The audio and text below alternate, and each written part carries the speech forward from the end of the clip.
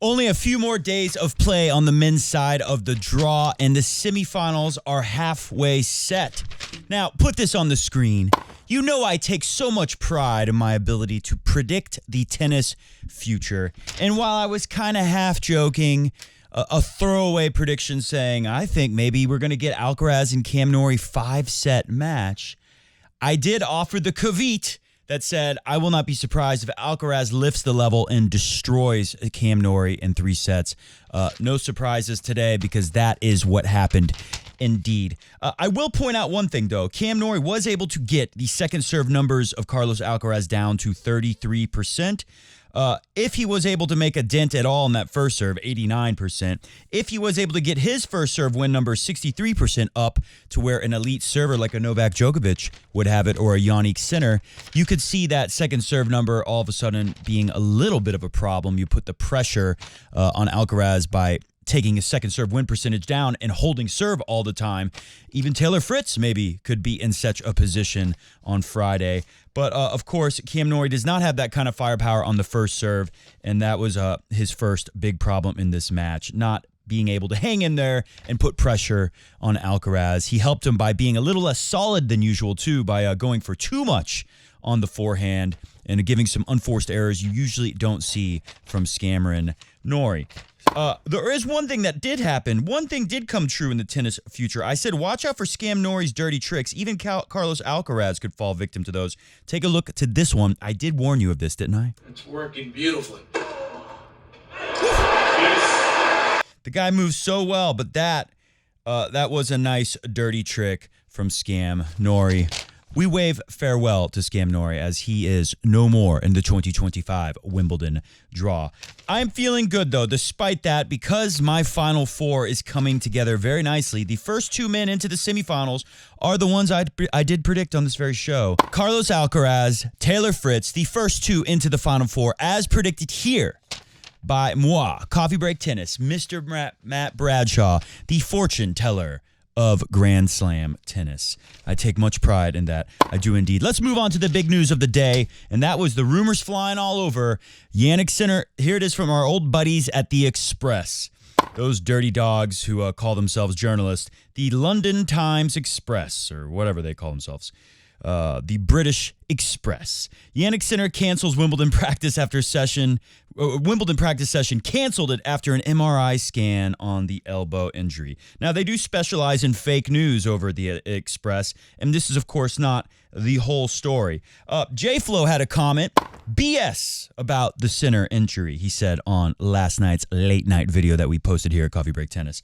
And we're going to take a look at that. Is it a BS injury? Now, in the sense that it's a real injury, but Sinner is going to show up in the quarterfinal tomorrow and crunch Ben Shelton. Yeah, it's BS. If Ben Shelton's going to go into the match thinking, oh, Sinner's injured, this is my big chance, and, relax a little bit, it will feel like a BS injury when Sinner thumps him on the head. But let's take a look at, first off, what happened. There was so much focus on Dimitrov's injury that made him quit the match in the pectoral, right?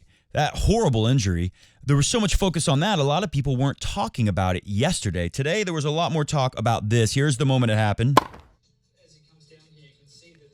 Lands on the hand, but he feels it in the elbow. Talks about the elbow, grabbing on the elbow. But the big mistake is when you go down, I saw Alcaraz, I'm pretty sure it was Alcaraz in one of the earlier rounds. I saw him do it. Racket came flying out of the hand. Sorry, Roger Federer, 90-inch Pro Staff Encode edition.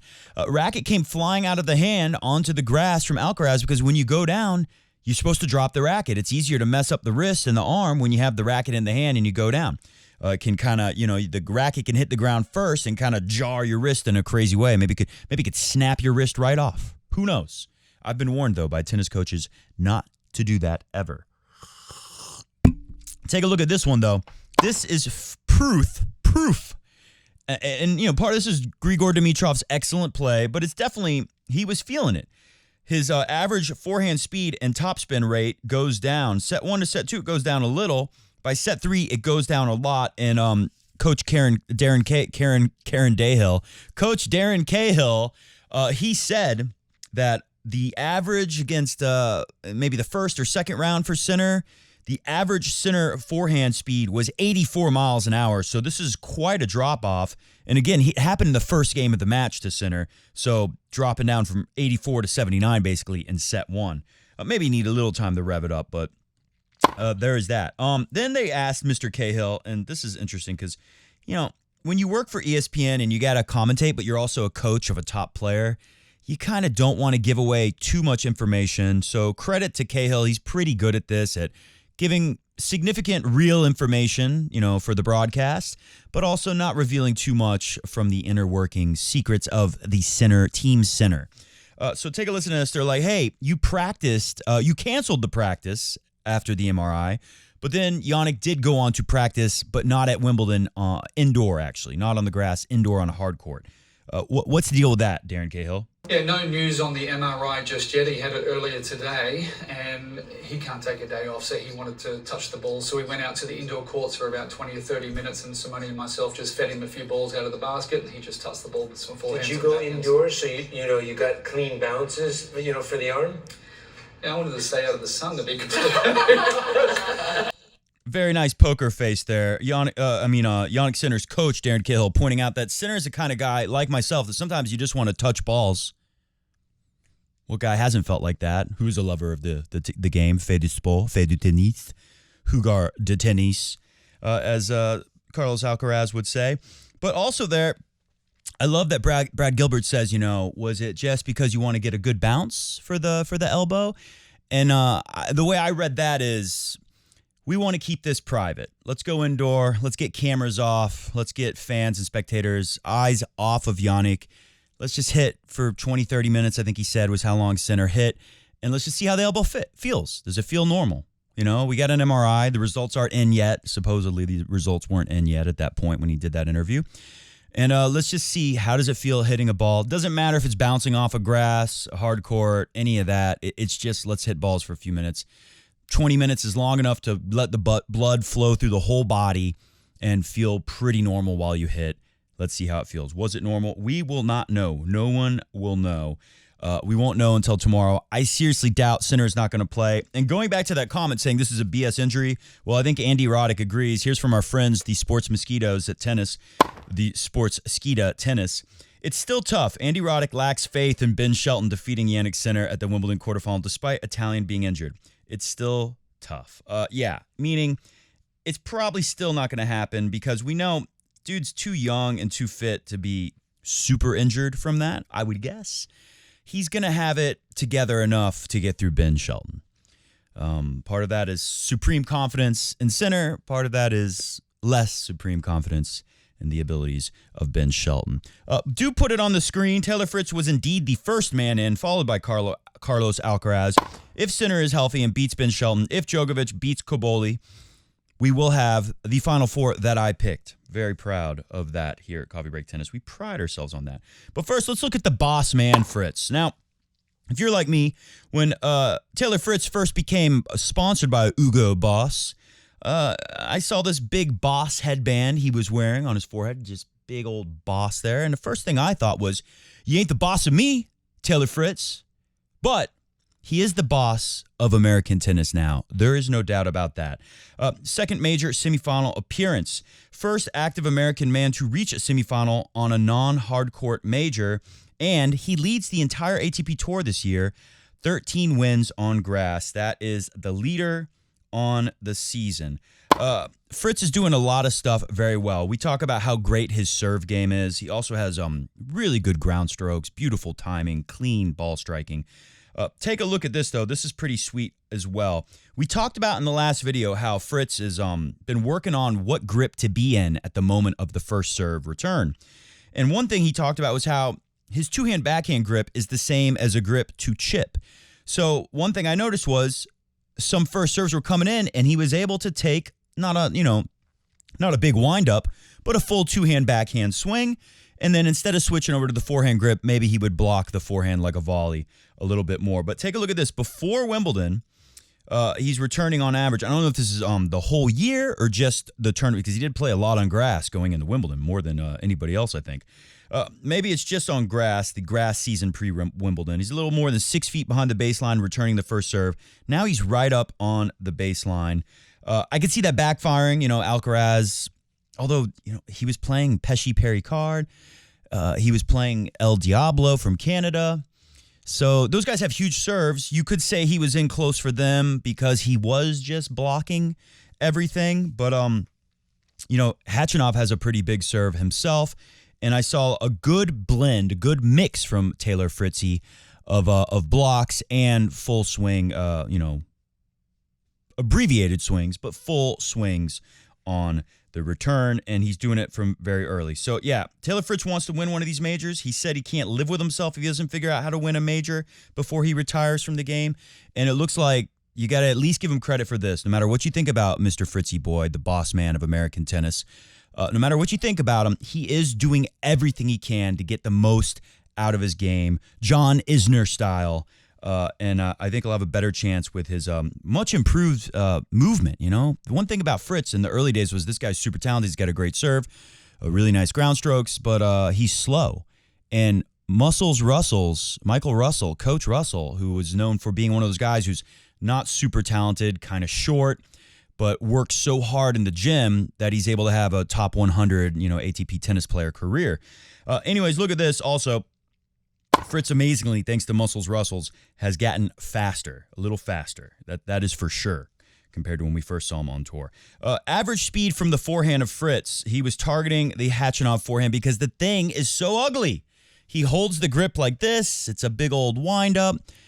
Obviously, it's a great weapon. He hits a really big ball, but on grass, you hit it hard and right into that forehand. It's going to make Khachanov miss a little bit. Look at what Fritz was doing, targeting everything there, 51% going into that forehand and averaging 80 miles per hour on the forehand. Very, very impressed by what we saw from Taylor Fritz today. Let's go to a comment, though. I like to kick things off with a comment as we get later into the tournament. And, of course, we're going to have Beer Hall Freitag on Friday. So do drop lots of comments. I'll be looking for good comments to put on Beer Hall Freitag. But here's Lloyd S9959. Matt, I love your show. Thank you. I'm a big fan of your show. Well, thank you. But I got to burst your bubble a bit before my rant. Excuse-moi? Pardon? I reckon about 70% of knowledgeable tennis fans would have picked Sinner, Djokovic, Fritz, Alcaraz, semifinal. Anyways, excuse me. Let me read that one more time, actually. Matt, I love your show. I'm a big fan. Yeah, okay, I like that part. Burst your bubble. Don't like that so much. 70% of knowledgeable tennis fans would have picked the same thing that I picked. Sinner, Djokovic, Fritz, Alcaraz, semifinals, which does look like is going to come true. He's saying that my unique tennis future prediction ability is not so unique after all. In fact, I'm only in the upper 70%. Is that let me just have a little. Ah!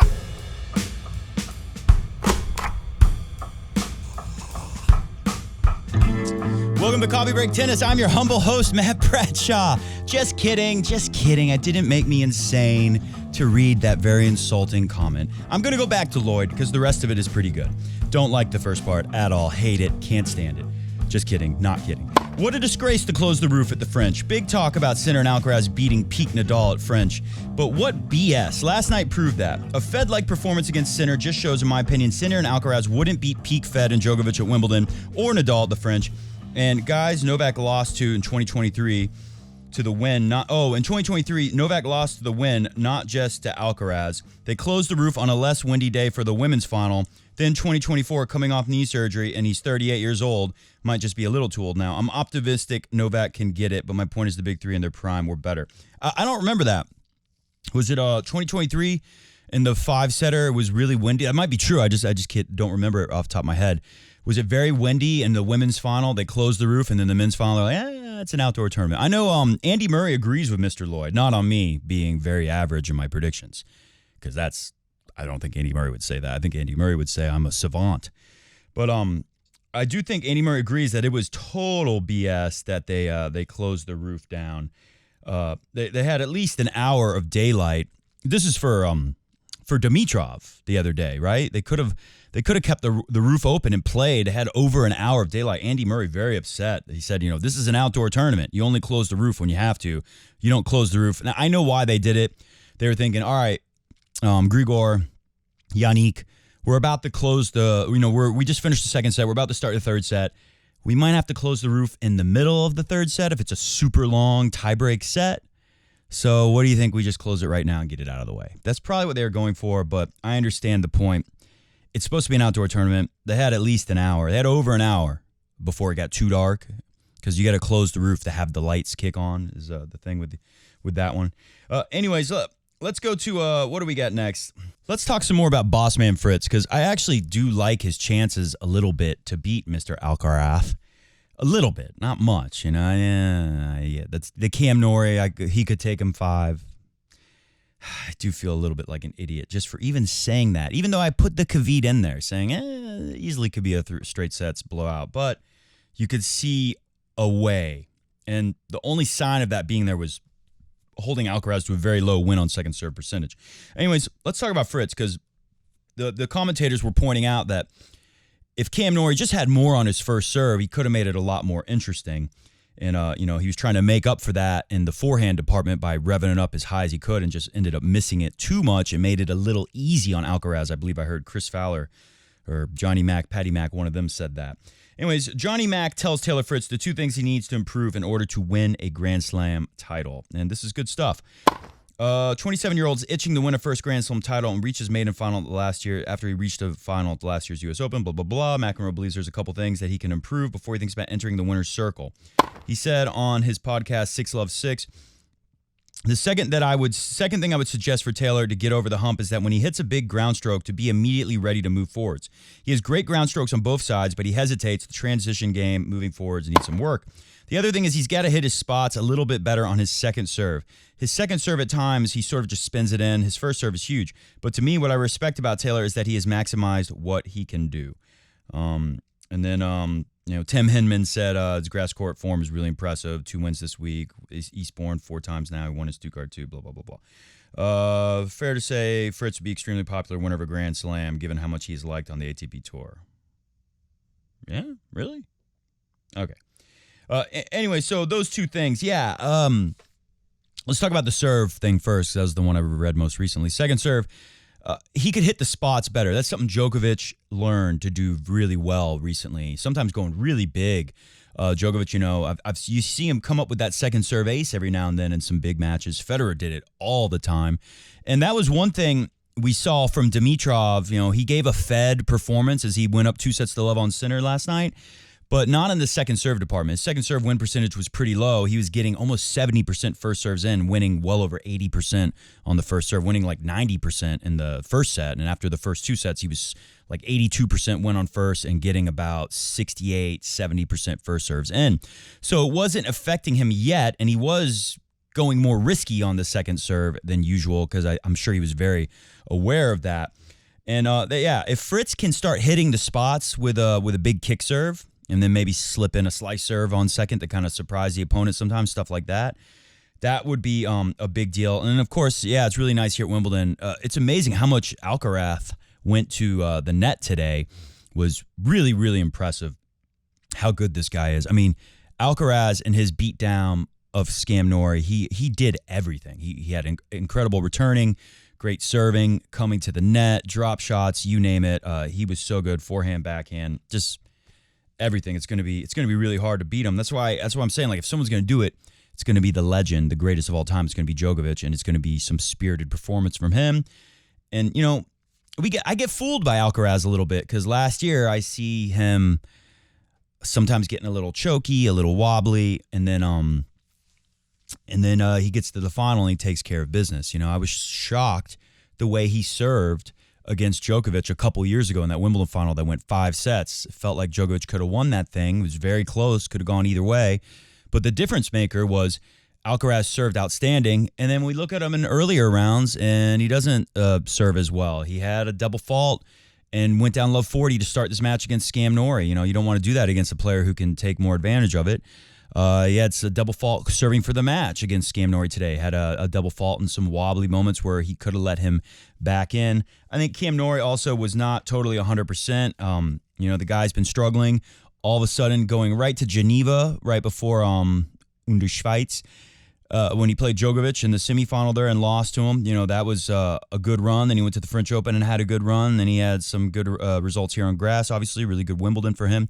But the guy's been hurt and not playing as much, not winning, so he's not used to playing a lot of matches in a row like this. So I think that maybe could have been a factor, too, when he tried to push and look for more and came up with more unforced errors than we're used to seeing from Scam Norrie. I got a Sinner article here, and I want to read it for you. Sinner told he made a strange move before Wimbledon, which may have backfired on him. This was interesting, and this is from, I guess this was from the Andy Roddick Served podcast, which is, well, I'm not really here to give my opinion. I'll just say this, that nothing major is the best. But, Andy Roddick, obviously he knows a lot about tennis. It's very interesting to hear his stories from behind the tour. I don't think those guys have anything on the nothing major guys. They're so funny. On the podcast, he had Johannes Wertheimer, who is a tennis expert and noted expert on the female forehead. He's knows a lot about that. He said, before Wimbledon began, Sinner split with two members of his coaching team, fitness trainers Ulysses Badio and physio Marco Panici. Now, I think Sinner was worried about them rubbing that fancy Italian steroid penis cream onto his back and getting them in trouble again. So I think he just fired them because they're Italians. He's like, hey, you know what? These Italians, because that stuff is over the counter in Italy. That steroid cream and sometimes penis cream, body cream, muscle cream. Stuff is over the counter, and these Italians apparently love it. They use it all the time. They get it all over their fingers, and they give you sports massage. And I think Sinner was just like, you know what? I'm done screwing around with these Italian physiotherapists and the freaking steroid muscle, sometimes penis relaxation cream. So he just fired him. That's what I think on it. But this is what Johannes Wertheimer said. Sinner fired a large part of his staff before the tournament, and now he might be injured. The thought has crossed our minds. I was told, don't worry, there's someone from the Italian Federazione, but the tournament has their own physios. Look, how many players can't afford their own physios? Basically, there are reinforcements there. This is not just a team that is there for support and rhythm. You have to know the body very well of Yannick Sinner.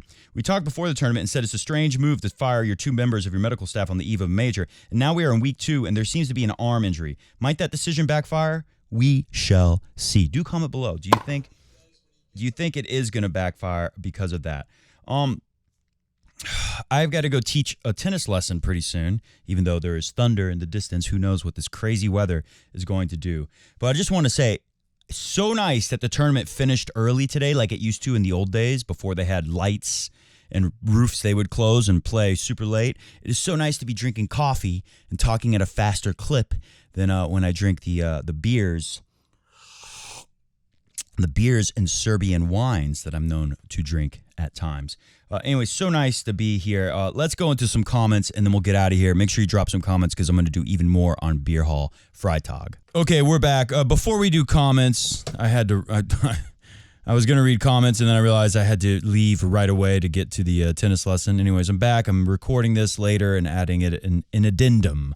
Anyways, I'm looking at our matches tomorrow, so I decided to watch highlights. Djokovic and Kaboli played last year in Shanghai, so I watched the highlights from that match.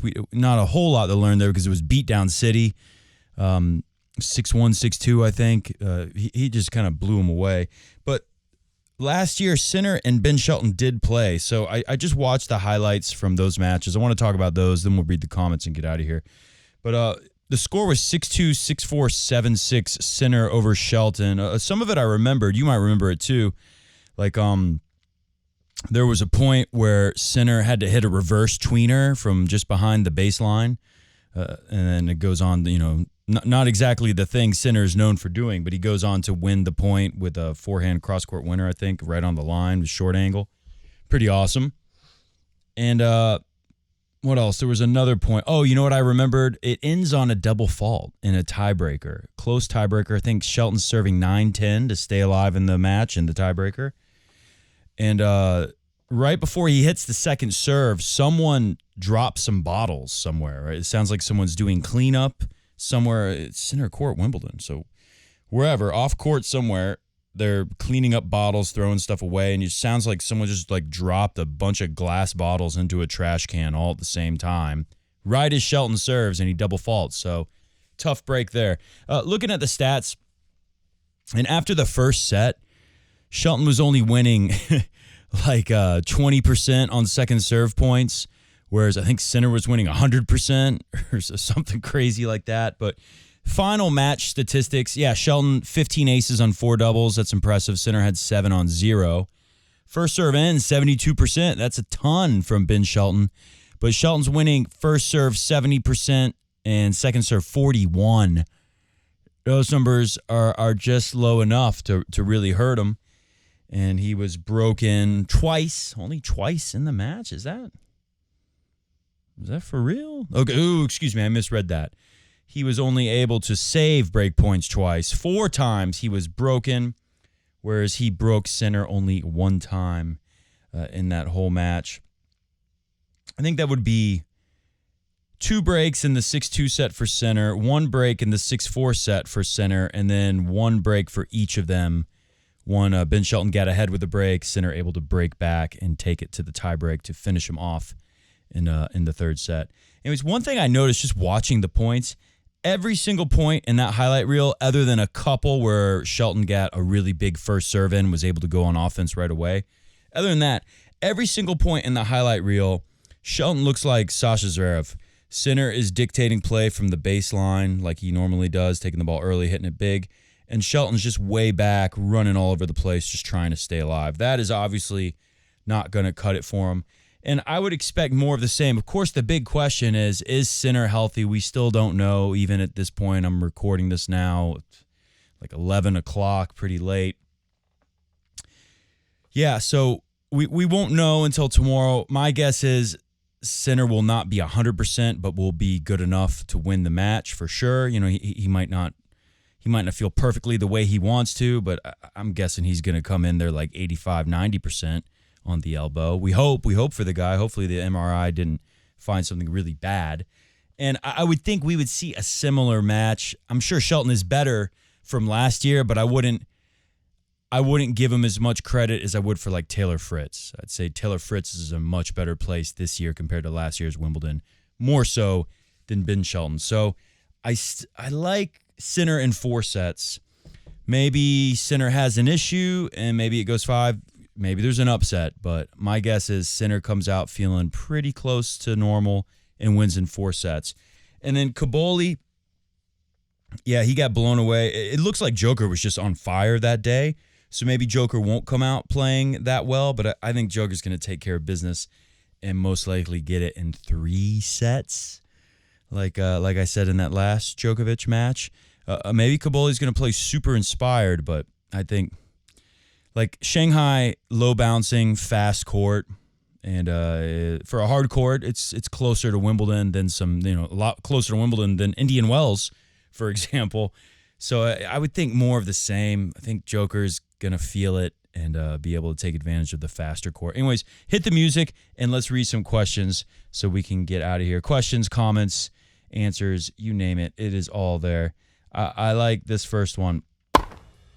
Dennis Daly says, Grigor was serving bombs. The strategy was working for him. A real shame. Absolutely. So cool to see a guy playing that pure offense tennis at Wimbledon. And yeah, I would have liked to see him win, even though there's another comment here saying why they're glad he didn't win. We'll get to that in a second. Dunbar 555555 says, none of Rublev balls on that specific exchange you showed were true winners. Yeah, I know. Okay. I get it. I said it. Didn't I say? I was like, okay, it'd be a winner on John Isner, but on your average top 50 guy, probably not a winner, but maybe some of them would have forced an error or at least got the guy to hit the ball short enough to where you could come in and finish him off right away. Lucille Kemp says, glad to see you again and hear your analysis. Thanks, Alcaraz in 3. Which match would that have been? Alcaraz in 3. Which one would she be referring to? Oh, over Scam Norrie, most likely. Well, Lucille, you are better at this than me because you're correct. Alcaraz won in 3. What about the next match over Fritz? We'll have to talk about that tomorrow. Ajay Bain says, I feel bad for Grigor. Hope he recovers well. But as a tennis fan, I don't want to watch Novak spank Grigor in the semis. 13-1 head-to-head. Come on, Johnny Mac. I like suspense in tennis. Novak versus Grigor is like watching Novak's versus Monfils. It's a laughable foregone conclusion. Let's hope Sinner is healthy again. I want to watch best versus best in the semis on that side. Yeah. Okay. I understand that. I understand both sides. Dimitrov deserved that win. At least it looked like he was going to earn it. He was truly going to earn it. But yeah, this is probably going to be a better matchup. But hey, who knows? Maybe Sinner is not 100%. Maybe we're going to get Caboli-Shelton. There's no way I'm going to be wrong on both of tomorrow's quarterfinals. Hey, Matt, tuning into the one for Best Life Now. Best Living Now, I think it is. Hey, Matt, great tip for return of service hack. I love that. Yes, I did give some good tips on returning serve in the last video. Fritz over Karen for sure. Demi just cannot catch a break. Heartbreaking up 2 sets over Sinner. Joker all the way. Viva Wimby. Demi quotes on tennis's Gorgeous George pageant was entertaining as well. Cheers, Milan. Yeah, Demi gave an incredible answer. He could have embarrassed me, right? He could have been like, that's stupid. Have a nice day. But instead, he gave a good answer and made me look good in the process. So thanks, Grigor, for that one. Stranger than Fiction says, I want Scam Norrie to see your show. I do too. I do too. And I want him to apologize to me for not taking that to 5 sets. Chavdar Nikolaev says, Bulgarian here, and Rafa's pronunciation of Dimitrov is closer to the truth. Sias verdad. Good. From a real Bulgarian, I really would love to go to Bulgaria one day. I can't believe I haven't done it yet. Darian says, just curious, where in Germany do you live and why the hell did you move here? And I said, why? Laughing out loud, why do you think I live in Germany?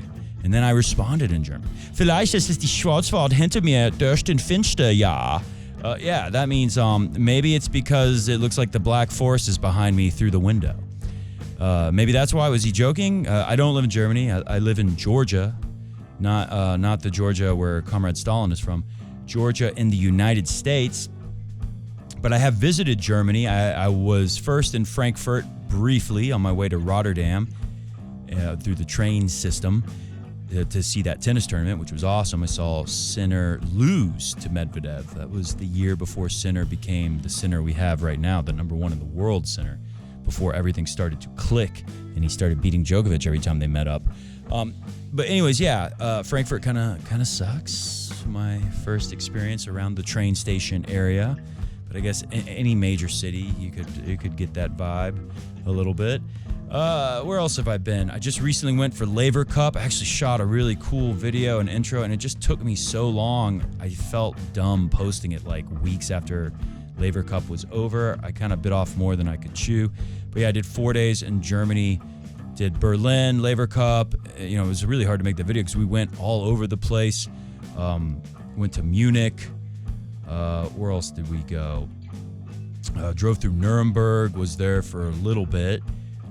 Stayed near Regensburg, I think it was called, in a little village called Laber, which is where I shot most of the video where I was talking about the Laver Cup. I'm thinking maybe I'll repackage some of that stuff and use it for this year's Laver Cup, because I did get some good stuff, but it just felt dumb. Like, when am I going to post this? Am I going to post it for the ATP Finals in Italy that I was at Laver Cup a month before, you know?